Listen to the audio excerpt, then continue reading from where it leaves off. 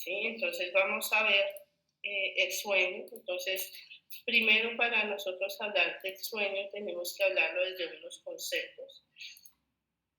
Y ustedes han visto que por eso les digo la importancia de la ABC en psiquiatría, en donde ninguno de esos factores es negociable con la familia. La A de alimentación, la B de sueño y la C del autocuidado. Entonces, ¿por qué? Porque esta es una necesidad fisiológica. ¿Por qué? Porque nos va a permitir restablecer todas nuestras funciones físicas. Es decir, vamos a ver cómo mediante el sueño es que logramos hacer el reposo como tal de cada uno de nuestros órganos, nuestras funciones psicológicas en la parte de la relajación de nuestro ritmo cerebral y permitir posteriormente un pleno rendimiento de nuestras funciones. Entonces, en esto hablamos de dos etapas. Una que se llama la del sueño no REM y el sueño REM, que es el de movimientos rápidos de los ojos. Y claramente es la cifra que se utiliza en inglés. Entonces, ¿por qué para nosotros, y ustedes ven, la mayor cantidad de sueño es no REM? Porque es el sueño que es el compensador de nosotros. Este tiene 3 etapas en donde cada una casi que constituye un momento en que pueden aparecer algunas parasomnias. Pero es importante porque la forma de estudiar el sueño es por una polisomnografía, en donde lo que hacemos es ver cómo se dan las ondas cerebrales en cada una de estas etapas.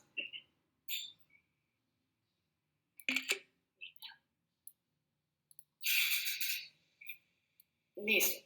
Entonces, de esta forma podemos decir que en el sueño no REM tenemos una etapa 1, que es el 5% del ciclo, en donde vamos a tener unas ondas cerebrales irregulares, cada vez van a ir como tal alterando, variando sus voltajes, lo que nos permite tener en la etapa 3 un sueño muchísimo más reparador. Mientras que la fase REM, si ustedes ven, es lo que nos dice, la actividad cerebral de esta fase es muy similar a la vigilia. Es como cuando uno está en esa interfase del sueño. Ustedes ven, es que es muy grande la no REM y de ahí que nosotros hablemos de unos tiempos que nunca es de 1 hora, 2 horas de sueño. Eso es que necesitamos mínimo las 8 horas, de acuerdo a la edad. ¿Qué funciones hace el sueño mientras estamos en reposo? Primero, nos va a ayudar en la plasticidad cerebral, de ahí que en el recién nacido tenemos esos micro despertares porque todo el tiempo están en esa función. Tenemos la máxima plasticidad cerebral o neuronal.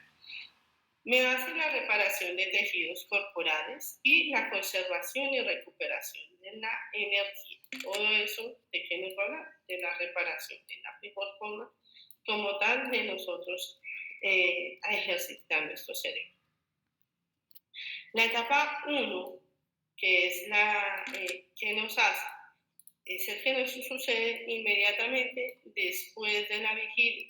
A los pocos minutos y vamos a tener un ritmo alfa, que es lento. En la etapa 2, ya que hacemos, son los usos del sueño, vamos a tener complejo K, cuando hacemos una polisomnografía que es el trazado, tenemos la reparación cerebral, la reorganización neuronal, y es el que nos permite, y eso es muy importante, ustedes me escuchan cuando les digo que y lo ven en la unidad, en urgencias, en la unidad de salud mental, que al principio es lo que, y es una de las principales quejas, y quizás es la razón para que uno diga, inicialmente en el paciente psicótico no es bueno la visita, porque ellos dicen es que son dosis muy altas y todo el tiempo estoy dormido. ¿Por qué? Porque necesitamos empezar a consolidar y hacer ese almacenamiento de los recuerdos relevantes, es decir, hacer un backup de toda la información que ellos han ido confundiendo entre la realidad y su imaginación. La eliminación y olvido de recuerdos no relevantes. Es juicioso eso. ¿Por qué? Porque generalmente es más fácil olvidar lo no relevante que lo relevante. La etapa 3 y 4, que ya es cuando tenemos el sueño profundo que ustedes vieron al inicio, que tienen, entre comillas, un menor porcentaje, pero es la que me permite, como tal, establecer mi reposo fisiológico. ¿Por qué? Porque disminuye frecuencia cardíaca, frecuencia respiratoria, el tono muscular y los movimientos oculares. Sí, esa es en cierta forma la que sería la principal del sueño no REM. Mientras que tenemos en el sueño REM, que es el de los movimientos oculares rápidos. Vamos a tener una actividad cerebral, ya dijimos, que es rápida y de baja amplitud, muy similar a la que se obtiene en la vigilia, pero sí tenemos la pérdida del tono muscular, que ahorita cuando hablamos de las parálisis del sueño vemos por qué están relacionados, y aumenta como tal la tensión arterial. En eso podemos, y de ahí que durante esa fase hablemos nosotros de que se tienen imágenes y sonidos auditivos en la mayoría de ocasiones.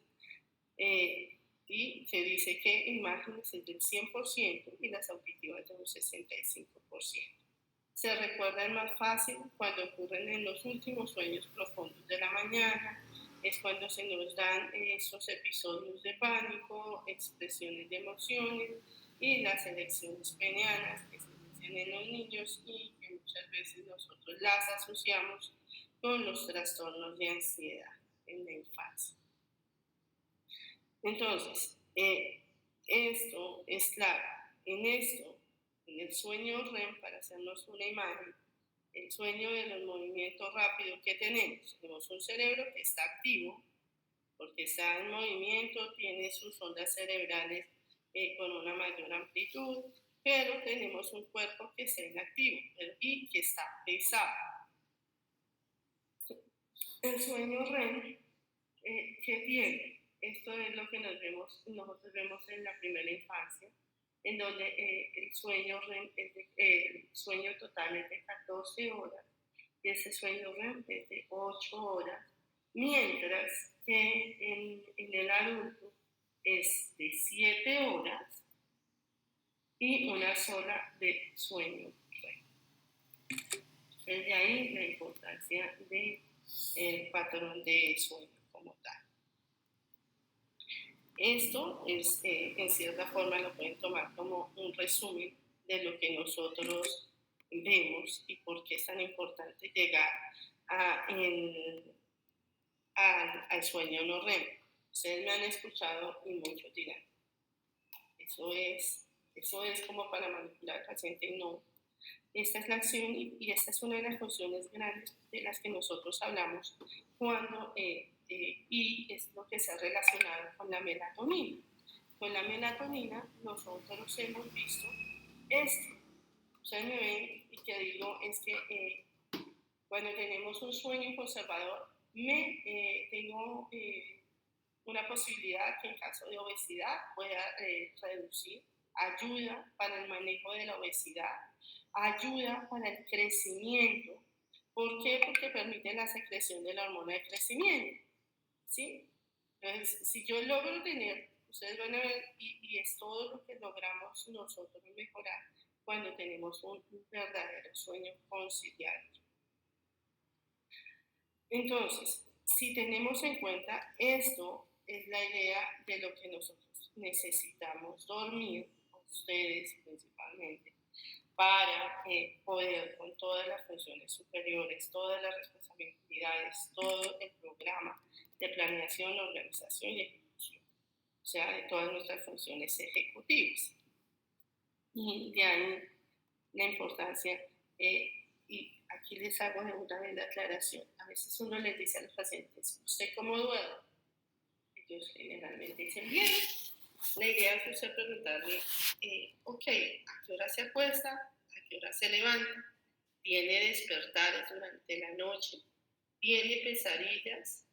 ¿Por qué? Porque todas estas cosas que les estoy diciendo, la gente culturalmente las toma como normales, ¿sí? O sea, pesadillas que él no ha tenido, ¿sí? ¿Quién no se despierta en la noche? ¿Quién no va al baño en la noche? Sí, pero si ustedes ven, todo está relacionado y por lo menos una de las causas que siempre toca evaluar, por lo menos en la gente que se levanta en la noche a orinar es, ya, estamos frente a alguna diabetes o estamos frente a una infección urinaria, esto es regular, esto no es regular, entonces, excepto en los niños, si no tienen control de síntomas, no. Es importantísimo esas preguntas. ¿De qué horas a qué horas duermen? Si tienen despertares y si hay alguna alteración durante la noche. O si roncan durante la noche. Si los despiertan los ronquidos. ¿Por qué? Por esto. Recuerden, porque es una de las principales razones, es lograr llegar a esta fase no REM. Esto es lo que se espera que uno logre dormir en la medida que va pasando el tiempo.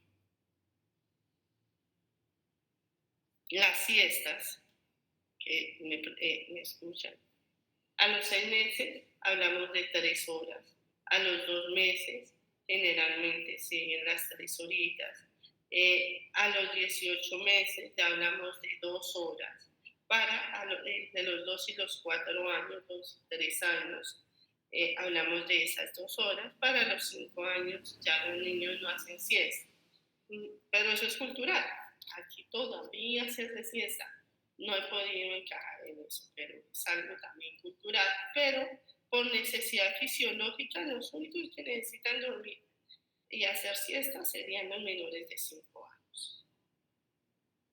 ¿Cuánto tiempo toca dormir según la edad? Esta tabla, si quiero que la copien para que la tengan en claro, las horas necesarias de sueño que no son negociables, ¿sí? Para que ustedes puedan decirlas a sus pacientes. Eso en donde vamos viendo cómo a medida que va aumentando nuestra edad, vamos necesitando un menor requerimiento, pero en este momento se habla de 7 a 8 horas. Esto está muy relacionado con cómo hemos aumentado nuestros ritmos de productividad. Antes se hablaba de un buen patrón para uno lograr tener una buena higiene entre los 6 y 8 horas. Ya, claramente, si ustedes ven, es que se ha avanzado muchísimo en todo y por lo menos una de las enfermedades de progresión más rápida, como son las demencias, han podido corroborar la importancia del sueño durante la vida, ¿sí? Y la importancia de haber tenido un sueño reparador y el riesgo de sufrir por lo menos lo que son las demencias, tanto Alzheimer como las frontotemporales. Bueno, este es una de las sustancias de las que hablamos y que para nosotros nos incluye, y vamos a ver por qué está incluido dentro de los medicamentos, es la orexina, que está relacionada, como el péptido, relacionado con la alimentación. Su déficit nos va a producir como tal narcolepsia, la regulación del sueño, ciclovigilia y las emociones, la homeostasis, estrés, recompensa y adicciones. ¿Qué tenemos en esto? Y es lo que ustedes, porque lo primero que tenemos que siempre estar pensando es en los medicamentos que generalmente se tienden tanto tabú en la parte de psiquiatría, los posibles efectos adictivos, los posibles efectos, considerarse un medicamento pesado o fuerte. pero es porque está relacionado con todo mi sistema de recompensa y mi sistema de neurotransmisores. ¿Sí? Entonces, tenemos en el sueño parte, bueno, anterior del hipotálamo, sobre las áreas que me evacuar a nivel del área ventrolateral preóptica, donde tenemos todo el sistema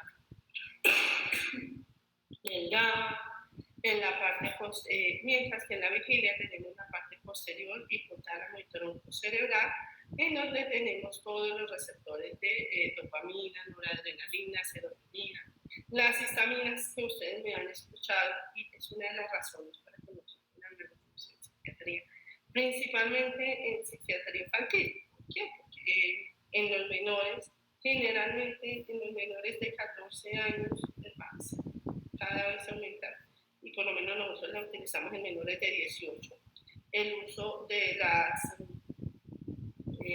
los antihistamínicos como una forma conciliadora para permitir que durante el ciclo vigilial no tengamos ese efecto paradójico que causan los otros medicamentos.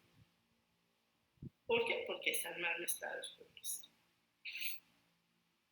¿Qué nos va a causar la supresión o los insomnios de conciliación? Vamos a estar durante el día con somnolencia. Aumenta la irritabilidad y la tolerancia a la frustración. Va a alterar como tal la creatividad de los niños, los procesos de atención y los microsueños. Si ustedes ven, acá generalmente lo primero que intentamos mejorar, porque volvemos a ver cómo influye lo que es el eje hipotálamo hipófisis con la hormona tiroidea y la hormona de crecimiento en mis funciones de atención y concentración. Entonces, claramente, si me llega un niño con alteración, y se los digo porque generalmente nadie, en los adultos, esto es un motivo de consulta. ¿Sí? En los adultos es un motivo de consulta, no puedo dormir. En los niños no. En los niños es considerado normal porque en cierta forma muchas de las parasomnias son fisiológicas. ¿Sí? Entonces como que dicen, no, es que las pesadillas, los terrores, eso es normal, eso es normal. Entonces tanto se normaliza que no se considera una queja. Entonces nos llegan es porque el niño no presta atención en el colegio, se ha vuelto irritable, y cuando uno le dice que está durmiendo, dicen, no, me cuesta trabajo quedarse dormido, se levanta varias noches, tiene pesadillas, duerme con los papás. Entonces, importantísimo siempre va por estas razones. Esto sería como tal el resumen de lo que es el sueño. Ahora sí entramos en lo que son los trastornos del sueño, sino que me parece muy importante. Primero, esto nos ayuda para la prevención en los niños. Ahora vamos a hacer la otra, que es la de los trastornos del sueño. Pero,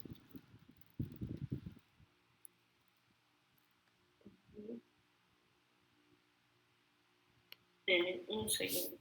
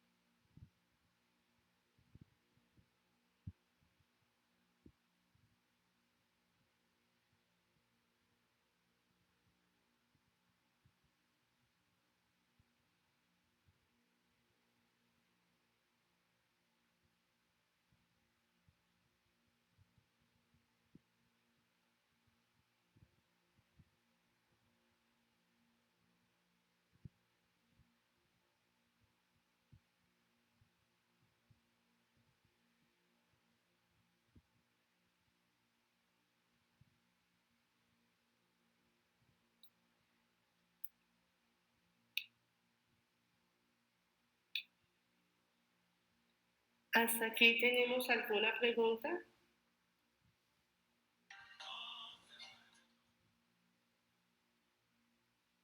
No, señora, por ahora no, gracias. ¿Ya se está viendo la otra presentación? Sí, doctora. Y se está viendo... ¿Qué pasó con-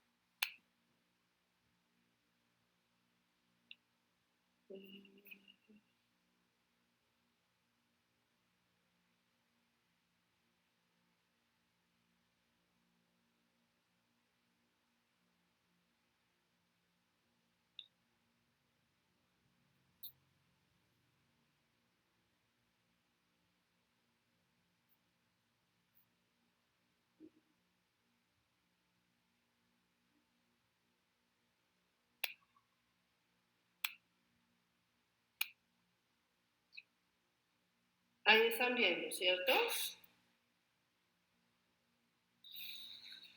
Sí, señora. Ok. Entonces, en cuanto a las parasomnias, te vamos a decir que, bueno, claramente hablamos de toda la parte de lo que nosotros nos dice nuestro manual de diagnóstico, que es el CIE-10, en donde nos hablan como tal de los trastornos del sueño, a nivel de la F51, donde nos hablan de dos tipos, que son las disomnias y las parasomnias, en donde en las disomnias nos hablan de los insomnios no orgánicos, de la hipersomnia no orgánica, de los trastornos no orgánicos del ciclo y del ciclo sueño-vigilia, y de las parasomnias como son el sonambulismo, los terrores nocturnos y las pesadillas. Entonces, ¿qué son las parasomnias? Son los fenómenos disruptivos que ocurren o se agravan durante el sueño, que el 5% se consideran más de, ocurre en el 5% de los trastornos del sueño.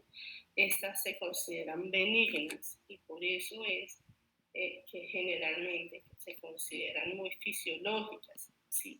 Pero esta es como para decirle a los papás, mira, eso es lo que se espera, pero cuando están haciendo alteraciones, pues tenemos que tratarlas. ¿Por qué? Porque si estamos teniendo estos terrores nocturnos, estas situaciones todos los días, pues no vamos a tener un patrón de conciliación. Son variadas, es decir, son muy cíclicas. Generalmente los vamos a relacionar con factores estresantes. No tiene que ser de un estrés agudo, sino situaciones que de ahí que pueden aparecer y desaparecer sin ellos darse cuenta. Y son de predominio en la infancia y la adolescencia. Bueno, entonces de ahí la importancia de que nosotros veamos durante el sueño no REM, es decir, durante el sueño no reparado. Durante el sueño reparador tenemos el sonambulismo, los terrores nocturnos y el despertar confusional. Mientras que en el sueño REM, ¿qué vamos a tener? Los trastornos de conductas del sueño, la parálisis del sueño aislada. ¿Se acuerda que nosotros hablábamos que en el sueño REM, y hay un dibujito muy lindo que nos dice que el cerebro está activo, está haciendo pesas, mientras que nuestro cuerpo está acostado? Entonces, la sensación que ellos generalmente nos dicen es que sentí como si me paralizara, como si no me pudiera mover, como si algo no me permitiera. Ahí tenemos que empezar a hablar de esto y las pesadillas como tal. Entonces, cuando hablamos de este sueño no REM, volvemos a las fases del sueño que veíamos. ¿Por qué? Porque vamos a ver que generalmente de qué va a depender su duración, de cuál de las etapas del sueño se nos van a dar, del sueño no REM, para que esto se nos dé. Entonces sí, es importantísimo que siempre recordemos que el sueño no REM, y por eso ocurre, no podemos en cierta forma decir es que nos va a aparecer en este o en este o en este momento, porque fuera de que son variables, van a ocurrir en las diferentes fases del sueño. Se espera que generalmente vayan a ocurrir más durante la etapa del sueño como tal. El sonambulismo es muy frecuente en la infancia, va desapareciendo con la edad, no se necesita como tal medicamentos. Lo que sí es estar pendiente, dejar la puerta con seguro, porque ellos pueden hacer lo que dice aquí. Se sientan, mira, está confundido, pueden llegar hasta hablar, camina, deambula. Lo ideal es llevarlo y acosarlo como tal. ¿Por qué? Y generalmente ellos no recuerdan lo que pasó. Al despertarlos, que es algo que generalmente nos dice, ocurre algo, se pueden infartar, no, nada. Simplemente pues van a estar en un estado muy confusional y no, entonces la idea es llevarlos y el otro día les pueden preguntar, no pasó nada para ellos. Los terrores nocturnos sí son demasiado, los sonambulismos generalmente van a presentarse más a nivel de los escolares, ¿sí? Mientras que los terrores nocturnos son más a nivel del preescolar. Hay estudios que nos hablan de que están muy asociados con los trastornos de ansiedad de separación, ¿sí? Con esos primeros fases en donde ellos tienen que como tal estar esa separación. Entonces cuando entran al jardín, o entran a la sala cunas, pueden precipitarlos un poquito, pero tenemos que, y hay la importancia de tranquilizarlos porque a veces sí descompensan mucho a los papás, que los niños gritan, a veces es un temor, esa desorientación, el llanto, porque es un llanto profuso, y pues genera como esa ansiedad en los papás. Son difíciles, o sea, los papitos intentan como sacudirlos, como que es lo que está pasando. Y no, ellos no, es muy difícil despertarlo.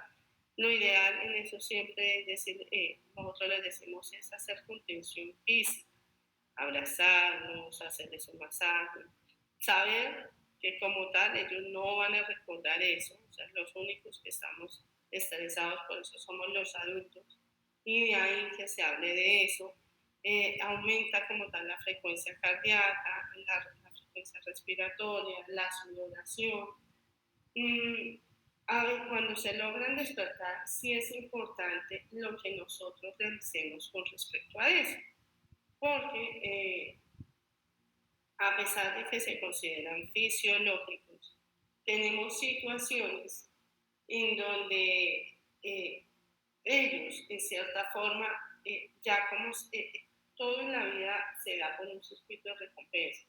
Entonces, si yo con esto recibo, y a veces los papitos de la industria dicen, ven, cálmate y te doy un chocolate, ven, eso es por el tetero, eso es por tal cosa, pues ellos están obteniendo ganancias que cada vez nos van a pedir pues antes de acostarse. Entonces, eso es más de manejo conductual, de entender que es un ciclo de nuestro cerebro que lleva a esto, que es importante es en ese momento acostarnos, decirnos a nosotros, decirles a los papás, oye, esto es normal y lo que necesitamos es hacer esa contención, tanto psicológica de nosotros no entrar en pánico con ellos. El despertar confusional, eso sí, ustedes van viendo que es como, no sé si lo han sentido, generalmente es como cuando uno está más relacionado con las alarmas, ¿sí? Entonces, si yo no hice mi sueño completo de sueño, entonces estoy como en esa fase de mi sueño eh, profundo y me lo paran, entonces me puedo llegar a despertar con eso, pero claramente van a desaparecer con la edad y se nos dan todos los ciclos. Se levantan muy desorientados en tiempo y espacio, enlentecimiento de la respuesta cerebral, se les explica, disminución de la atención y de la respuesta a estímulos. Entonces y después ya vienen los del sueño REM, que son los trastornos de la conducta del sueño, la parálisis del sueño aislada y las pesadillas. Sabemos que es el 20% del ciclo completo del sueño y que se parece a la de la vigilia porque hay ese movimiento de los ojos que no me permite ese sueño reparador. En estos son difíciles y lo digo porque les voy a contar. Por lo menos cuando esto se va, esta es una de las situaciones que yo creo que se va ganando más con la experiencia, porque cuando yo inicié a ejercer psiquiatría hace 10 años, a mí me llegó un chico que me rompió el televisor en la casa y él tenía asociado unos trastornos de ansiedad, él venía en manejo. Y tengo que decirlo, o sea, él era tan juicioso en decirme, es que sentí la sensación de ahogo, que no me vi, sino que tenía que hacer eso. Claramente yo lo vi como claramente no, porque fue un error diagnóstico, yo lo vi más como un trastorno de pánico que había hecho y no como como un trastorno de la conducta. Que son similares, sí, pero el tratamiento es similar, pero el diagnóstico es completamente diferente. ¿Sí? ¿Por qué? Porque si este es un chico que no tiene de base un trastorno de ansiedad, pues yo no tengo por qué iniciar un inhibidor selectivo de recaptación de serotonina. ¿Sí? Entonces es como siempre poner, y de ahí la idea de que ustedes aprendan como esas posibilidades diagnósticas que hay con los trastornos del sueño, para no encajarlos en de una, y por eso los compartimos tanto con neurología. Entonces tenemos los movimientos violentos, se relacionan con la ensoñación en curso, o sea, ellos están en ese momento como en unos sueños muy vividos y pueden llegar a lesionarse como tal. La parálisis del sueño ya es la incapacidad de hablar o realizar cualquier movimiento, la pérdida del tono muscular y la ansiedad como tal, que ese sí está relacionado con lo que nosotros vemos como los trastornos del pánico. ¿Por qué? Porque generalmente en si ellos nos dicen, siento una opresión en el pecho, y es como si no pudiera respirar, pero es como si hicieran esa comorbilidad, ¿sí? O sea, tienen ya unas distorsiones cognitivas de tipo catastrófico y ven que no se pueden mover, pues hacen este tipo de eventos, ¿sí? Pero más como una comorbilidad, porque sus distorsiones y su pensamiento igual siempre es catastrófico, entonces no me puedo mover, y de ahí la psicoeducación de decirle, mira, es algo que se va a ir, que necesitamos es que empieces a respirar, a mejorar tu ventilación. Pero sí aquí sí está muy relacionado como tal con los trastornos de pánico. Y hay una comorbilidad muy grande con ello. Las pesadillas ya están menos relacionadas con la ansiedad externa, se despiertan fácilmente, se acuerdan de ellos, y tenemos como tal cuando tenemos ansiedad y depresión. En los niños es muy frecuente, y tengo que decir de ahí la importancia de preguntarlo siempre con los niños, porque a veces los papás, uno les dice, ¿él tiene pesadillas? No. Y los niños se quedan mirando a uno y dicen, sí, sí, sí, sí, sí. Entonces, tenerlo muy, muy, muy en cuenta. Es muy difícil estas dos. ¿Por qué? Porque ambos pueden asociarse. Me explico. Un niño que tiene una pesadilla que está siendo vivida puede levantarse igual, llorando, asustadísimo, ¿sí? Y entonces el papá lo puede confundir con un terror nocturno. Pero tenemos que ver esto. En las pesadillas hay menor ansiedad externa, o sea, no se involucra tanto el que lo está viendo, ¿sí? Porque como el niño lo ve así, es que estaba soñando algo feo. Entonces, pues es de él. Amor, tienes eso es una mentira, es algo que es transitorio. Mientras que en el terror nocturno, como simplemente se levanta llorando, Entonces uno dice, pero ¿qué le pasó? ¿Se pegó? ¿Qué le pasó en este momento? Y como es tan difícil de despertar, confunde más al adulto, o sea, va a generar más ansiedad externa, o sea, en sus cuidados. Y no se acuerda y se acuerda. Entonces, esto es importante que lo tengamos. Otras parasomnias que tenemos son estos. Son las somniloquias, hablar en la noche, los sobresaltos hímnicos y el bruxismo que está muy relacionado como tal con la ansiedad. Este tipo de alucinaciones que nosotros claramente son fisiológicas que ocurren ya sea o al inicio o al final del sueño, pero que se consideran completamente normales. En esto tenemos que la importancia de la higiene del sueño, qué factores lo están desencadenando. Ustedes ven, ahorita veo, si no les mando el cuadro de higiene del sueño, porque es clarísimo que esto sí está relacionado con la alimentación, con el uso de pantallas, con mis conductas antes de quedarme dormido, la importancia de evitar la actividad física antes, así como yo me preparo, o sea, dormir es una preparación previa. Las comorbilidades y generalmente se utilizan las benzodiazepinas. Estas son principalmente en los adultos. En los niños, pues les repito, generalmente nos vamos por un manejo más conservador y es con el uso de antihistamínicos. Entonces, hasta aquí serían como tal las parasomnias del sueño. Preguntas.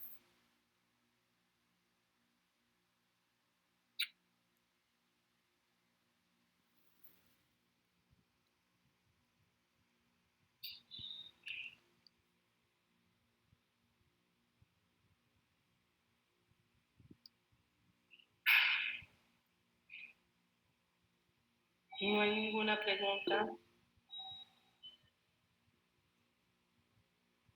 El tratamiento con la melatonina, sí, y generalmente tiene un muy buen manejo. ¿Por qué no entramos tanto en los tratamientos? Porque generalmente va a estar asociado con las comorbilidades. ¿Sí? Si tenemos un trastorno, ¿por qué? Porque yo me dediqué a la parte de las parasomnias, pero tenemos otros trastornos del sueño que están ocasionados por obstrucción de la vía aérea. Pues estos generalmente son más de tipo de otorrino y de neurología. Pero cuando tenemos, por lo menos en los niños, el uso de la melatonina es indicado en ellos por todo, que claramente me va a ayudar también como tal en mi sueño conservador. Entonces, pero tenemos que recordar que la melatonina generalmente no nos va a actuar inmediatamente. Inmediatamente hace más, es un efecto placebo,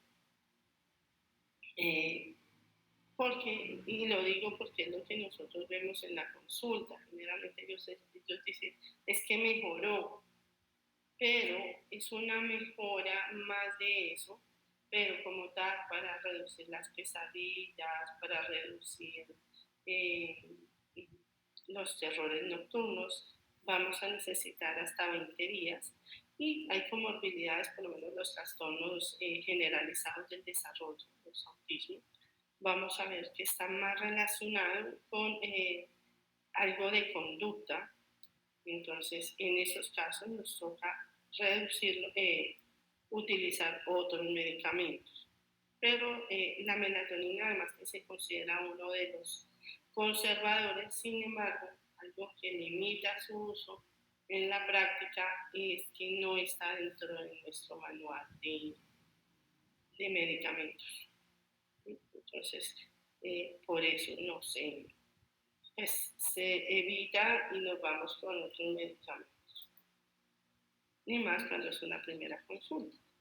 Pero sí se les da la opción a ellos. ¿Alguna otra pregunta?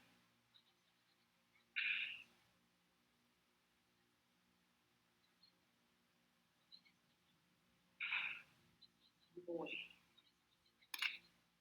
Entonces vamos a continuar con unas revisiones que estaban pendientes y vemos cuando hacemos lo del caso clínico que quedaría pendiente para ustedes. ¿Listo? Entonces, ¿quién va a empezar con eso?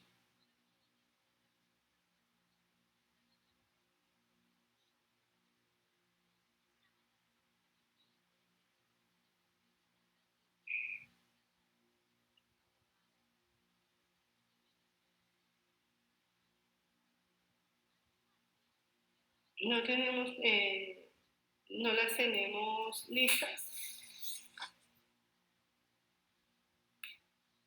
El grupo de... Empezamos solo con los casos que dijeron o también las exposiciones que tenemos. Esas exposiciones, Lucas. Yo tengo la mía lista ya.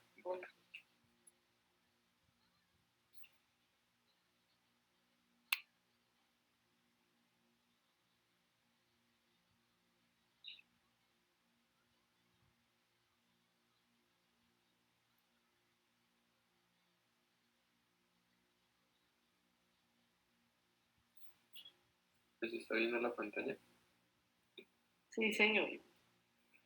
Bueno, esto va a ser una revisión más bien rápida del trastorno por déficit de atención con hiperactividad. Como introducción, pues esto es una afección crónica. Es importante porque en todo el mundo afecta a millones de niños y estos niños que se pueden ver afectados pueden continuar con este trastorno en la edad adulta. En Colombia hay una prevalencia con un rango muy grande, pues dependiendo de las revisiones, entre el 1.7 y el 20%. Y también es la enfermedad más común durante la infancia y pues durante la infancia pues va a tener, como está la edad académica, unas repercusiones dentro de este desempeño académico que va a generar repercusiones pues más grandes en la vida del niño y posteriormente adultez. Entre los síntomas va a tener una hiperactividad, pues si están con la parte hiperactiva, la impulsividad, y el déficit de atención o una inatención, y se puede presentar pues con una combinación de estos. Usualmente comienza antes de los 12 años y en algunos casos se pueden empezar a notar los síntomas a partir de los 3 años, que no es lo usual. Dentro de los criterios diagnósticos que utiliza el DSM-5, pues se los divide en dos, que es la falta de atención y la hiperactividad con impulsividad. Dentro de esto, los clasifica que debe tener 6 o más de los síntomas de la falta de atención cuando son niños hasta los 16 años y 5 criterios o más cuando ya tienen 17 años o más o ya son adultos. Tienen que estar presentes durante un periodo de 6 meses mínimo y pues los comportamientos van a ser inapropiados para la edad del niño, o sea, el desarrollo que va a tener, los comportamientos no van a estar adecuados para eso. Entonces, pues, como él de la inatención, pues no va a prestar atención a lo que va a hacer, a los detalles, entonces va a cometer errores, va a tener unos problemas para mantener la atención, entonces se va a estar desviando en las tareas que le pongan en el colegio o en el hogar cuando la mamá lo manda a hacer algo.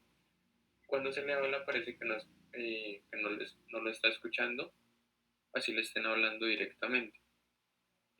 También incumple las instrucciones y no logra completar las actividades por la misma pérdida de la concentración y de la desviación de la atención. Y problemas para organizar las tareas y actividades.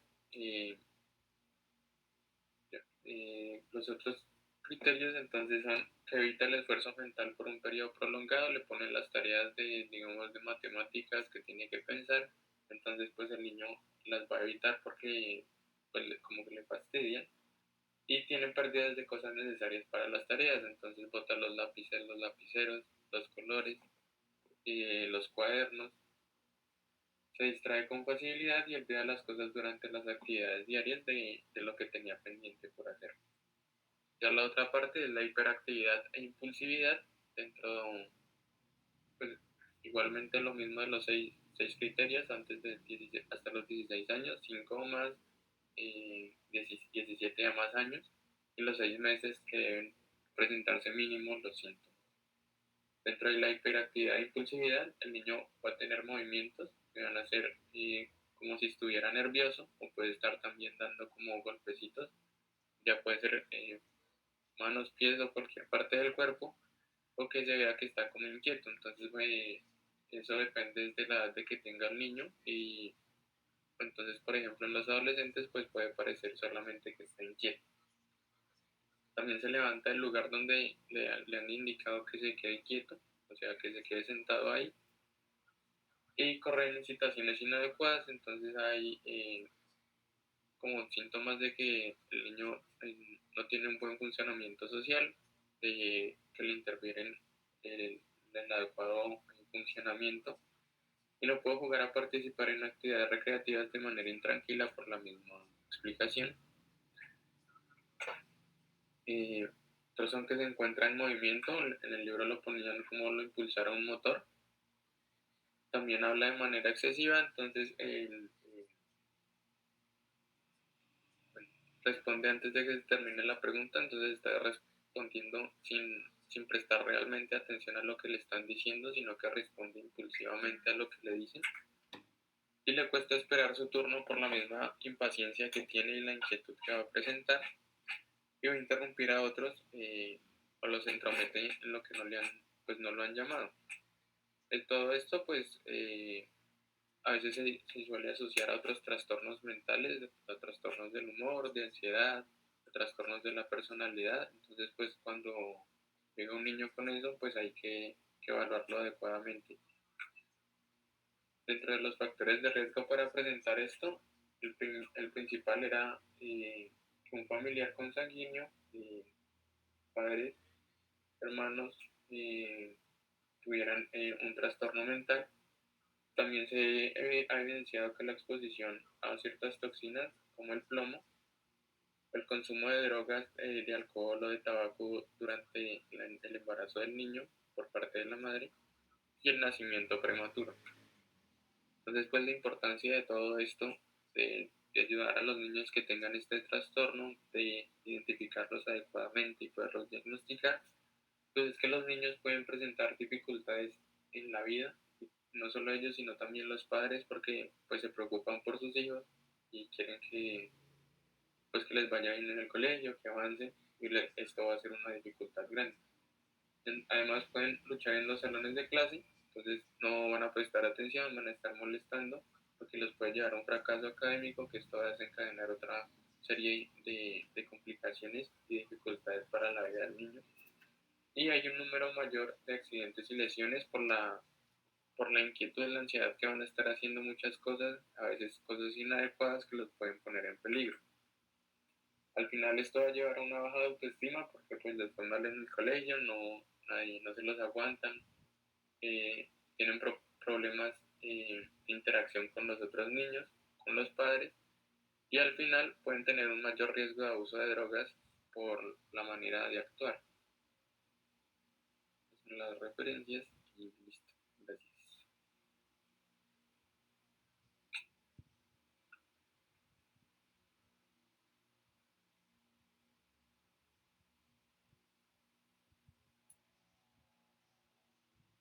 Perfecto, Lucas. En trastornos de hiperactividad y déficit de atención, creo que ha sido de las patologías que ha sido más estudiada, en donde lo que hemos visto es que antes, y se ha ido haciendo como ese curso natural de la enfermedad, ese estudio en la evolución, y si antes no se diagnosticaba ni estaba permitido el tratamiento antes de los 7 años. En este momento, y me gusta lo que nos decía, desde los 3 años estamos empezando a ver lo que es esos niños con trastornos de hiperactividad y déficit de atención, lo cual nos ha ido facilitando. ¿En qué sentido? De que pues, como se tienen más estudios y tenemos unos factores precipitantes, como es el inicio del neurodesarrollo temprano, nos ha permitido mayor prevención y promoción. ¿Por qué? Porque el grupo se va esta vez a estudiar lo de la comorbilidad. Es por eso, porque es que este es uno de los trastornos que en cierta forma tiene un manejo inicialmente más conservado.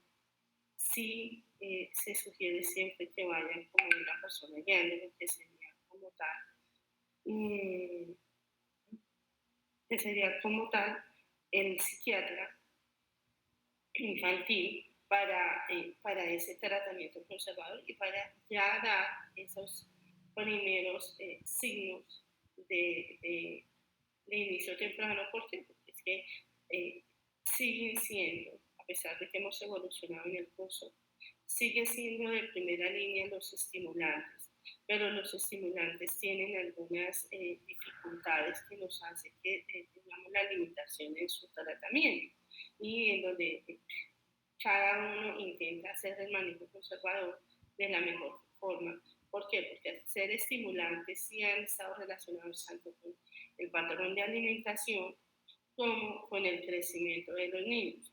Aquí, pero más, esto se ha relacionado más a nivel americano y nosotros quizás somos en eso un poquito más conservadores en los tratamientos y las dosis son reajustadas de acuerdo a la evidencia.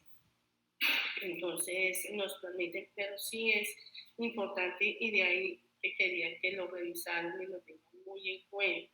Sí, porque pues, si yo veo un niño de 3 años, claramente la idea no es iniciar de una un estimulante, pero sí empezar a ver cómo está esa motricidad, cómo está ese tono, cómo son sus funciones de atención, para ver y cómo está el lenguaje, que son las comorbilidades más grandes que hay en eso, los trastornos en las habilidades escolares, ya sea en cálculo o en lectoescritura y en la motricidad. Porque en la medida en que yo hago mi neurodesarrollo más temprano, pues puedo ser un poquito más torpe en la parte motriz. ¿Sí? Entonces, pero si yo hago ese diagnóstico temprano, pues con una buena terapia física, una terapia ocupacional, el niño puede irse moldeando en eso. Pues, gracias, Lucas. ¿Alguien más tiene pendiente y la tiene para hoy? Yo, profesora. ¿Señor? Yo tengo neurodesarrollo, ya la presento. Ok.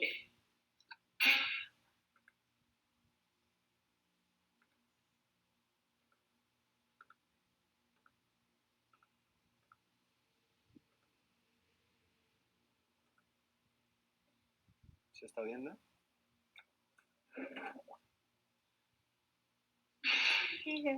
Sí, señor, se ve perfectamente. Bueno, buenos días, mi nombre es Víctor Nicolás Cuesta. El día de hoy vengo a hablarles del neurodesarrollo. Entonces, ¿qué es el neurodesarrollo? Pues como tal son las múltiples transformaciones que suceden en el cuerpo desde lo biológico, psíquico y social y que se experimenta desde el momento de la concepción y es un proceso dinámico que se hace complejo y largo. Y pues como tal, en generalidad para tener un neurodesarrollo exitoso se necesita tener una buena genética, tener un ambiente adecuado de estimulación, una buena nutrición y afectividad. Ya dentro de los principios del neurodesarrollo, entonces el desarrollo es un proceso continuo, ya que los niños deben ir ganando habilidades y estas habilidades no deben parar ni tampoco se deben devolver. El desarrollo depende de la maduración del sistema nervioso central, pues como cada una de las estructuras que se milenizan pueden aumentar su velocidad de conducción y pues por supuesto dar una habilidad que no tenía el ser humano. La dirección del desarrollo tiene una progresión cefalocaudal y una dirección próximo-distal, para eso también cité el cuadrito acá al lado, que como tal primero logramos las habilidades que son de la cabeza, el tronco y luego de las manos y pies. Como tal la secuencia de desarrollo es la misma en todos los niños, pero la velocidad de desarrollo varía de un niño a otro. Esto como tal es importante saber sobre las ventajas del desarrollo porque a la consulta van a llegar muchos niños con diferentes etapas de desarrollo y debemos saber cuál es normal y cuándo nos tenemos que preocupar. Entonces, el neurodesarrollo tiene 5 etapas, dentro de las cuales hay unas subetapas. Entonces, la primera etapa la de la anatomía, la segunda la autonomía motora, la tercera el lenguaje y la comprensión del entorno, y la cuarta etapa es la identidad personal. Entonces, hablando ya de la primera etapa de desarrollo fetal, pues eso se caracteriza por 5 subetapas, que son la primera la neuralación, que es como tal la formación del tubo neural. La segunda etapa la proliferación de las células neuronales y pues como tal, la tercera etapa es la migración, que cada una de nuestras neuronas está programada de manera genética para irse a un sitio donde pues como tal se va a ubicar y pues va a trabajar toda la vida ahí. Y pues todas nacen a partir de una célula madre llamada neuroblasto y pues ellas se van a especializar y se van a, unas para el área visual a nivel occipital o el área motora a nivel frontal, o se especializan en el cerebro en células de Purkinje. En la cuarta etapa como tal es la de organización, ya que estando en el sitio donde van a quedar toda la vida, se van a organizar y se van a poder iniciar su conexión formando su axón y sus dendritas, y ahí aparece la sinaptogénesis, que es la comunicación con sus otras neuronas. La quinta etapa es un proceso de mielinización, que es aumentar la velocidad de conducción por medio de la mielina, y este periodo es el que se termina posterior al nacimiento. Entonces, ya hablando más a fondo de esta primera etapa, entonces hay que recordar que pues, nosotros tenemos una placa neural, o sea, a partir de la embriología. A partir del día 13, pues como tal se empiezan a elevar los bordes y se forma el tubo neural. O sea, los 22 días se encuentra cerrándose para dejar un neuroporo anterior y un neuroporo posterior, que posteriormente se debe cerrar en el día 25 el neuroporo anterior y el 28 el neuroporo posterior, formando así como tal el tubo neural, que se divide en 3 vesículas: el proencéfalo, el mesencéfalo, el romboencéfalo. Y estas a su vez se subdividen en otras 5 vesículas, por ejemplo el proencéfalo se convierte en telencéfalo, que lo vemos acá como un azulito moradito, y ese después se divide en la mitad y forma los dos hemisferios: el diencéfalo, que es el cerebro medio, y el mesencéfalo, que se ve acá en amarillito, el romboencéfalo, que se divide en metencéfalo y mielencéfalo, dando origen al puente y al bulbo, al cerebelo y a la médula espinal.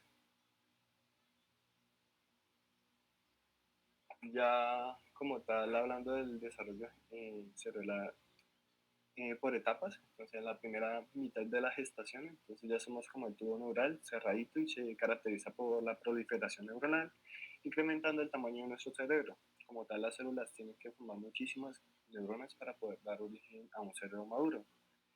En el segundo trimestre del embarazo ya empieza la migración hacia la corteza de nuestro cerebro. En este momento, como tal, nuestro cerebro está creciendo porque ha habido proliferación y migración, pero todavía no se surca. En la semana 25, más o menos a los 6 meses, ya empiezan a formarse millones de conexiones dendríticas, o sea, ya hay una organización y a tener apoptosis para eliminar las sinapsis que no se van a utilizar. Y luego como tal inicia el proceso de mielinización, en el cual incrementamos la velocidad de conducción. Este es un proceso crítico del desarrollo cerebral. Y en los últimos meses de gestación, como tal, se presenta el proceso de surcación, que es formar los surcos para aumentar la superficie neuronal en la corteza.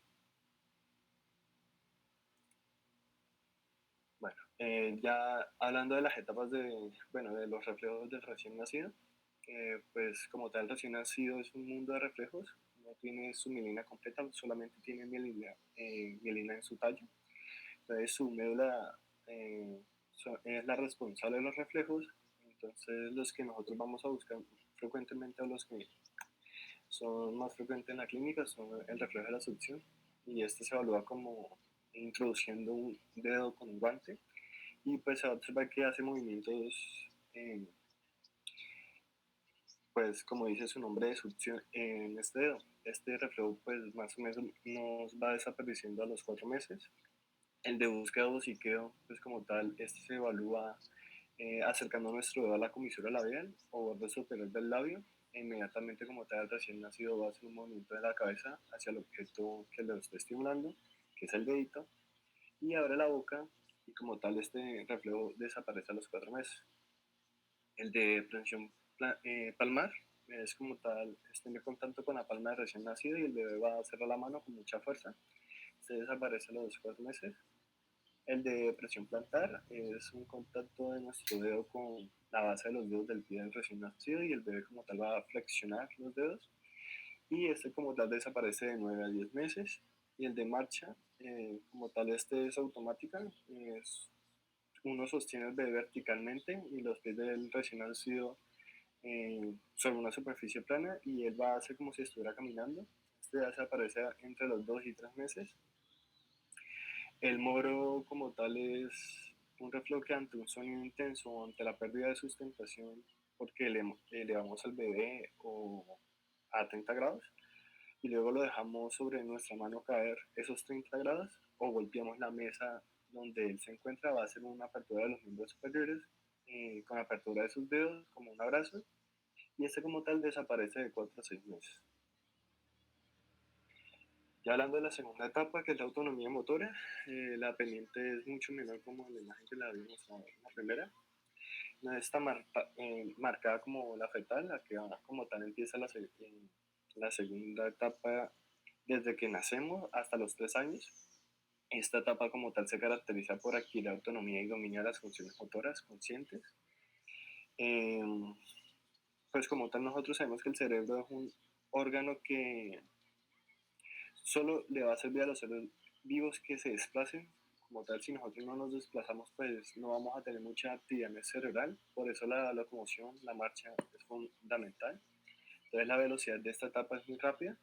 Se podría decir que es la máxima velocidad que nosotros alcanzamos en el crecimiento craneal, ya que pues de un perímetro cefálico de 34 centímetros pasamos a 50 centímetros y esto es porque el cerebro está dando todo su potencial como tal, formando neuronas y dendritos para poder garantizar esa autonomía motora.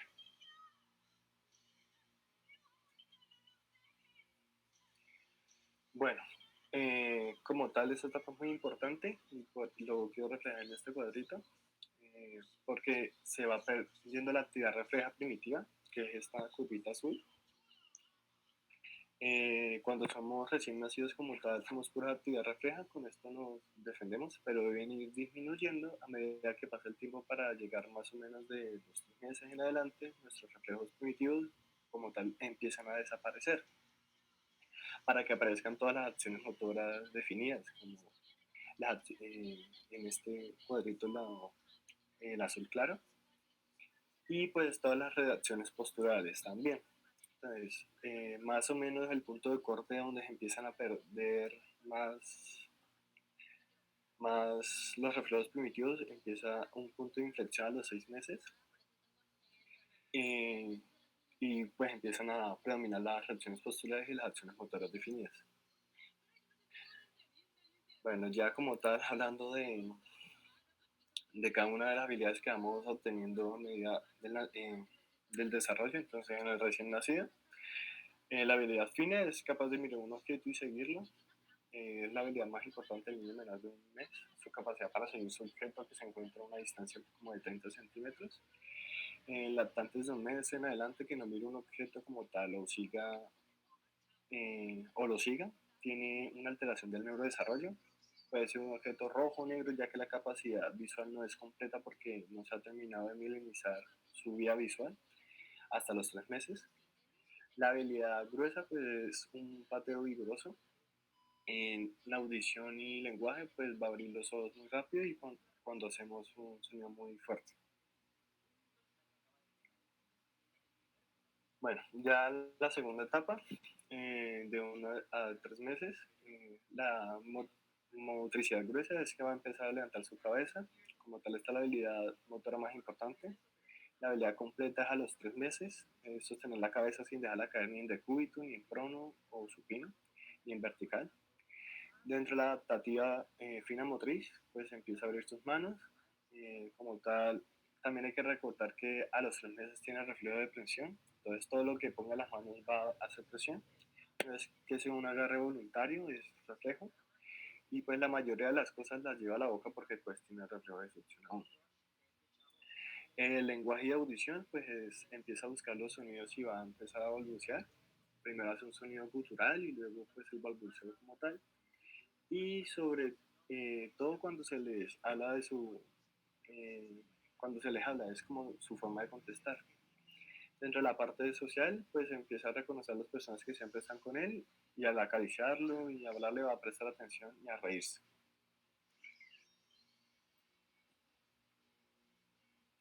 Ya la segunda etapa, que es de 4 o 6 meses, pues empieza a perder todos los reflejos primitivos y comienza a ganar habilidades, entonces ya controla su cabeza. La habilidad motora más importante es el rolado, o sea, el giro. Es como tal lograr voltearse boca arriba y luego boca abajo. La motora adaptativa fina, pues todo lo que se le pase lo va a agarrar, juega con ellos y los pasa de una mano a la otra.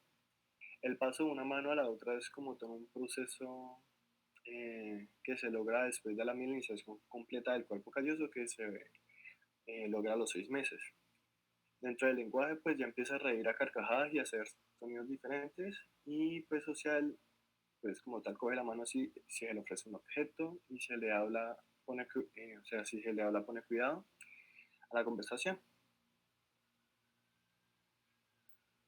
Ya hablando de la etapa de 7 a 9 meses, dentro de lo motor inicialmente se sienta con ayuda, va a hacer arrastre y se va a empezar a sentar solo también, intentará sentarse solo. Uno espera que como tal el niño comience a sentarse hasta los 9 meses, después de esos 9 meses si no se ha sentado no es normal. Habilidad motora fina, pues como tal ya manipula los objetos con una precisión muy adecuada, los cambia de una mano a otra y empieza a utilizar la pinza fina, que es como tal agarrar con el pulgar y el índice, y esto se logra completamente de 9 a 11 meses. Dentro del lenguaje, pues ya empiezan los monosílabos, que en general es pa o ma, que son las más fáciles y pues no tienen un significado como emocional, es decir, no llaman a su mamá, pero pues lo pueden pronunciar sin problema y saben que reciben un estímulo cuando lo pronuncian, entonces lo hacen con mucha frecuencia y pues se comunican con esos monosílabos. Ya lo personal social, ya son capaces de reírse mucho más, incluso si le ponen un espejo se va a reír con ellos mismos, va a mostrar sus emociones, alegría, tristeza, ya ayuda a sostener la taza donde le están dando de comer y pues comienzan los aplausos. Bueno, dentro de los 10 a 12 meses, lo motor grueso es que van a haber dos habilidades importantes que va a ser el gateo y el vipeo, o sea, que se para solo. El gateo, pues, utiliza las cuatro extremidades, o sea, las manos y las rodillas, sobre el piso y el vipeo es que como tal, pues se sostiene o sea, se tiende a ponerse de pie. La habilidad motora fina es que ya agarra varios objetos, los caza, los busca si se le pierden. En el lenguaje es que si va a dar como tal la palabra con contenido emocional, llama a su mamá o a su papá cuando requiere ayuda o quiere algo y aprende a negar con la cabeza. En lo personal social entiende las órdenes sencillas, por ejemplo que entre un juguete o que le den un juguete. Entonces, las fases de la bipedestación así superficialmente, pues como tal, a los 6 meses se pone en vipeo. Si se pone a un niño en vipeo, no va a colocar su pie con fuerza ni se sostiene. A los 8 meses puede apoyar el pie, pero como tal la postura no es la adecuada, ya que en esta etapa está en una etapa de gateo-gestación. A los 10 meses empieza a perder su presión plantar y puede colocar todo el pie sobre la superficie. Y entre los 11 y 18 meses logra empezar a dar pasos de forma independiente. Aunque esta marcha no es aún muy, ¿cómo decirlo?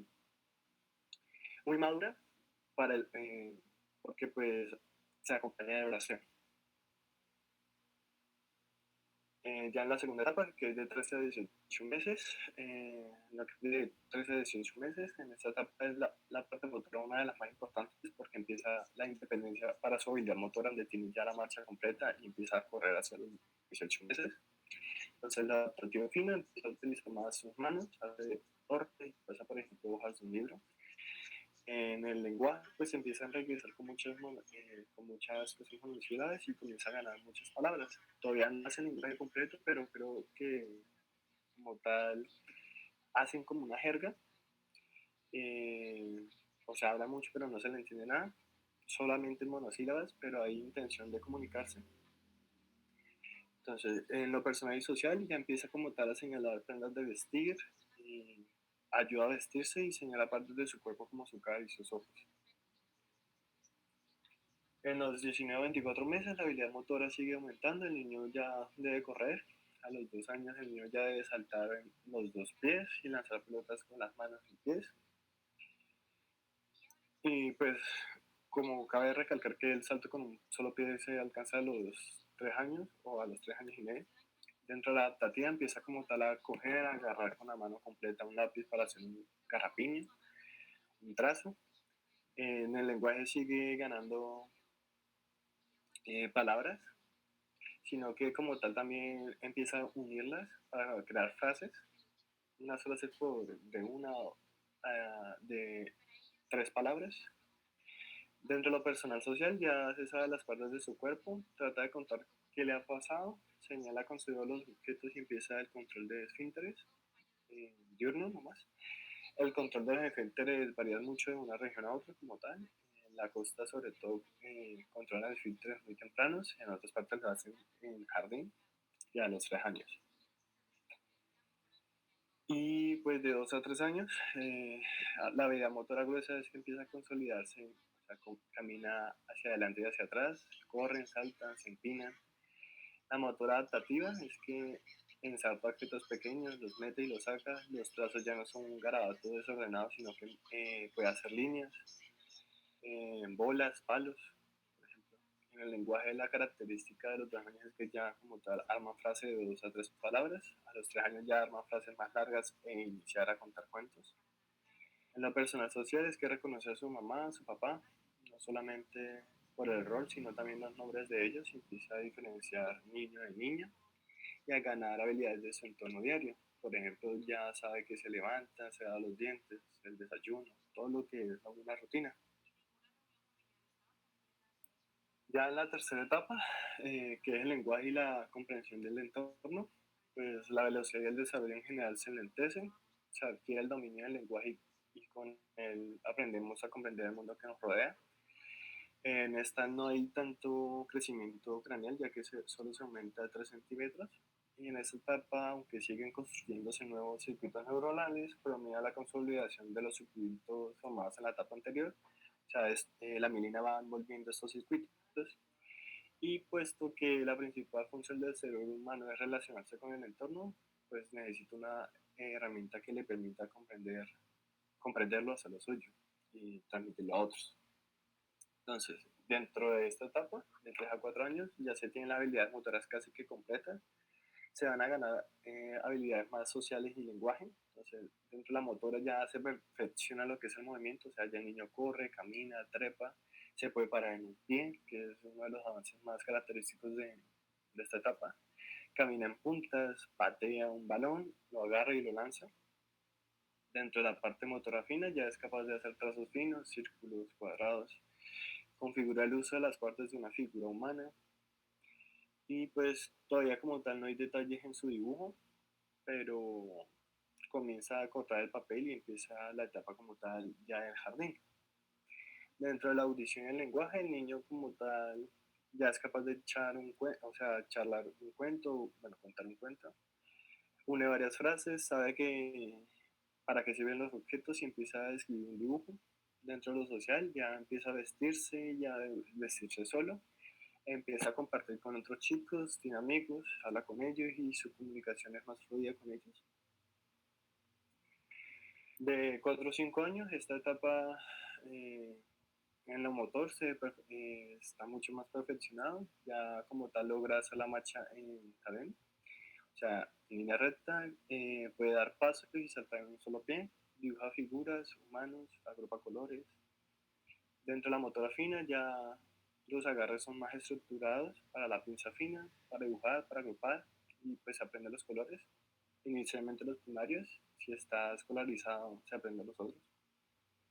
Dentro del lenguaje se hace mucho más fluido, empieza a contar dedos, sabe nombrar colores, objetos, sabe partes del cuerpo y comienza a distinguir adelante, arriba, abajo, atrás.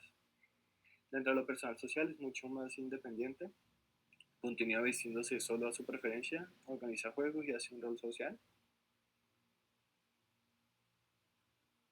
Ya en la tercera etapa, en la etapa escolar se le conoce también, entonces en lo motor se encuentra totalmente ya maduro, ya puede saltar cuerda, bailar, imitar, brincar, trepar, hacer caballitos, alterar, o sea, hacer saltos alterando los pies, construye, dibuja. Dentro de la motora fina es que es mucho más independiente para dibujar, conocer mucho más los detalles del cuerpo humano. Por ejemplo, la niña ya hace la falda, la moña, la pestaña, el pelo recogido, trenzado. Empieza a hacer reconocimiento de su lateralidad, que se completa a los 6 años. Dentro de la audición y el lenguaje ya es capaz de expresar absolutamente todos sus conocimientos y opiniones, y preguntar. Empieza la etapa de la preguntajera, como lo conocen algunos, y como tal empieza también a distinguir lo que es derecha e izquierda.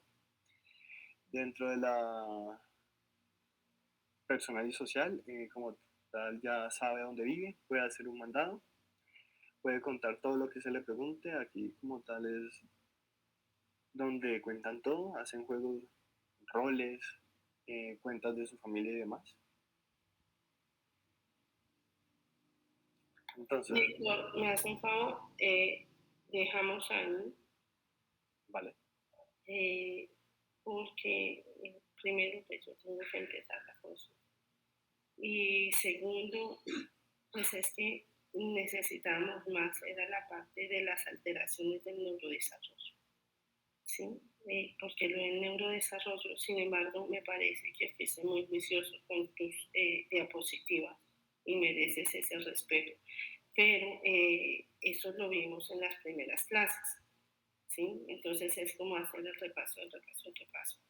Entonces lo dejamos, me resumes lo que falta en alteraciones del neurodesarrollo, ¿sí? Porque no era tanto la fisiología eh, ni la parte normal, sino esas alteraciones del neurodesarrollo. Profe, es que lo que yo tengo claro es que tú habías pedido era neurodesarrollo y según No, lo que mis compañeros también dicen, habías pedido neurodesarrollo. no, eran las alteraciones, porque no el neurodesarrollo fue la primera clase que vi. Hicimos el cuadro. O sea, eso ya fue visto en clase. Vale, profe. Vale. Listo. Bueno, gracias por el tiempo. Profe, profe, es que a nosotros también nos queda faltando exponer para cuándo quedaría eso. Nos toca ver qué día se puede así, que sea muy a las 7 de la mañana, porque pues, no tengo más disponibilidad, o un lunes o un miércoles o un viernes. ¿Sí? Entonces, por mí, si ustedes me dicen el próximo miércoles, yo no le veo lío para salir o sea, para terminar esto y para terminar lo del caso clínico. ¿Ustedes podrían el próximo miércoles? Bueno, no sé qué significa eso, si sí o si no, entonces me avisan, ¿sí? Y pues para yo saber. Y que de acuerdo a lo que esté en la guía, porque pues a veces ven una, a veces ven dos clases, entonces no sé si para el próximo miércoles estén adelantados o no. ¿Listo? O si no, nos vemos el miércoles. Bueno, señora. Bueno, que estén muy bien, muchísimas gracias, porque hoy estuvieron muy, muy callados, la verdad me estresó eso. La idea es que ustedes pregunten, ¿sí? Y les pido mil disculpas es por no poderlo hacer presencial, pero es más por tiempo. Voy a intentar por lo menos sacar un día para ir, a ver si es más cómodo para ustedes y están más curiosos por preguntar. Que estén muy bien, chicos. Hasta luego. Chao, gracias. Bueno, feliz día, que estén bien.